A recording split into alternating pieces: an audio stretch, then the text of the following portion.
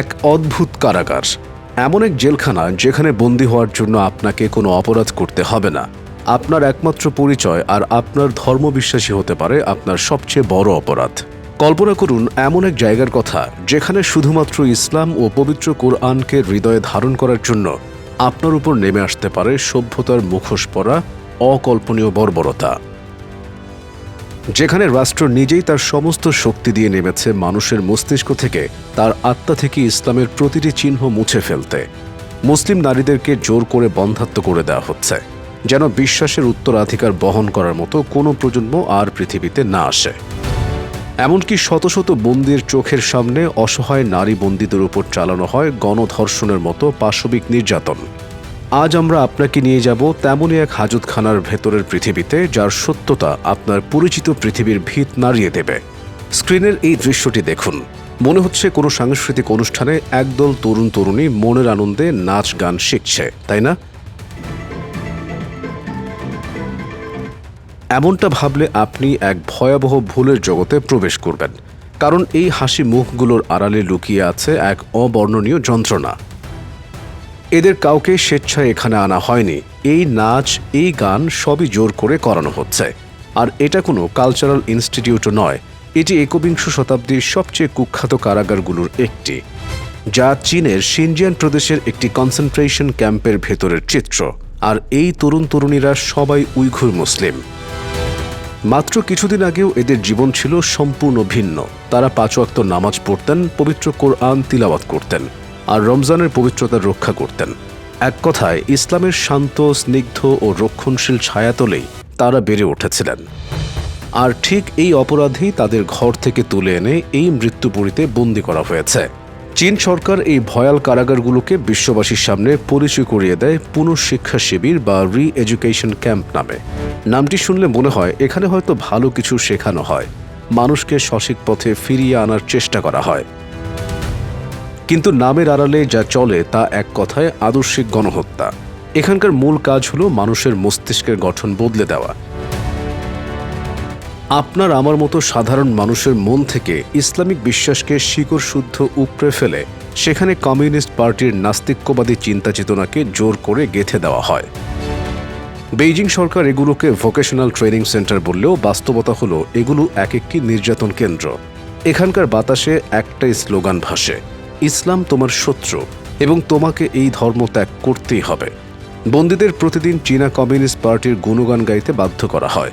রাষ্ট্রনায়ক শি জিনপিংয়ের বক্তব্য, তার নীতিমালা আর বিভিন্ন স্লোগান দিন রাত মুখে জপতে বাধ্য করা হয়। নির্যাতনের সবচেয়ে ভয়ঙ্কর দিকটি হলো মানসিক। বন্দীদের প্রতিদিন আয়নার সামনে দাঁড়িয়ে নিজেকে একজন ভুল পথের পথিক হিসেবে ঘোষণা করতে বাধ্য করা হয়।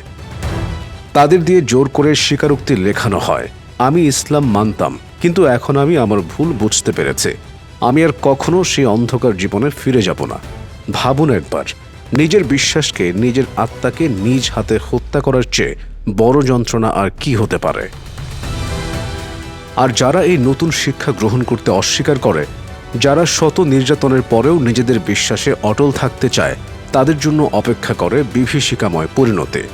ঘণ্টার পর ঘণ্টা এক পায়ে দাঁড় করিয়ে রাখা হয়, দিনের পর দিন অভুক্ত রাখা হয়, আর সবশেষে ব্যবহার করা হয় ইলেকট্রিক শক, যা মানুষের স্নায়ুতন্ত্রকে চিরদিনের জন্য বিকল করে দেয়।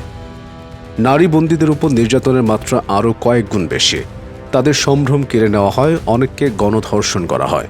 আবার অনেক বন্দী এই ক্যাম্পগুলো থেকে আর কখনোই পরিবারের কাছে ফিরে আসে না, চিরদিনের জন্য হারিয়ে যায় নিখোঁজের তালিকায়।